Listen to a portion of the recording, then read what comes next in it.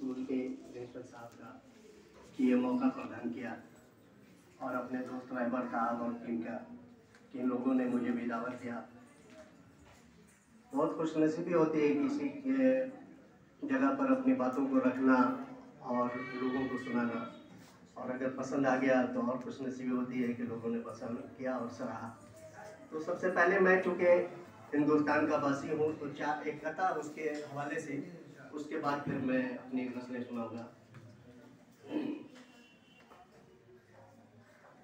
जो लोग तिरंगे के तलबगार नहीं है, जो लोग तिरंगे के तलबगार नहीं है, हम कैसे कहें देश के गद्दार नहीं है। जो लोग तिरंगे के तलबगार नहीं है, हम कैसे कहें देश के गद्दार नहीं है। ये शान तिरंगा ही तो पहचान है मेरी, बेशक ये शान तिरंगा ही तो पहचान है मेरी। इज्जत ना करें हम तो वफादार नहीं है, इज्जत ना करें हम तो वफादार नहीं है। बहुत खूब।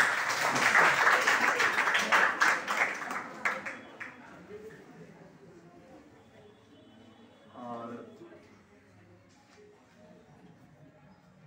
एक मज़ाहिया कलाम जिन्हें सुनाए, उसके बाद मैं आपको अच्छी चीज़ों से भी जिन्हें रूबरू करूँगा। बच्चे और वालिद के बीच, पिता के बीच जो बातचीत होती है उसको मैंने गज़ल में डाला है। देखेंगे कि बच्चा कहता है कि रह के काबू में बक मेरे बाबा, रह के काबू में बक मेरे बाबा, इस तरह मत भड़क मेरे बाबा। रह के काबू में बक मेरे बाबा, इस तरह मत भड़क मेरे बाबा। इस तरफ खाई उस तरफ खाई है, इस तरफ खाई उस तरफ खाई है, देख के चल सड़क मेरे बाबा, क्या कहने, देख के चल सड़क मेरे बाबा। वाह। तू ज़ईफ़ी के दौर में है अब बुढ़ापा, तू ज़ईफ़ी के दौर में है अब, इस तरह मत लपक मेरे बाबा। वाह। तू ज़ईफ़ी के दौर में है अब, इस तरह मत लपक मेरे बाबा।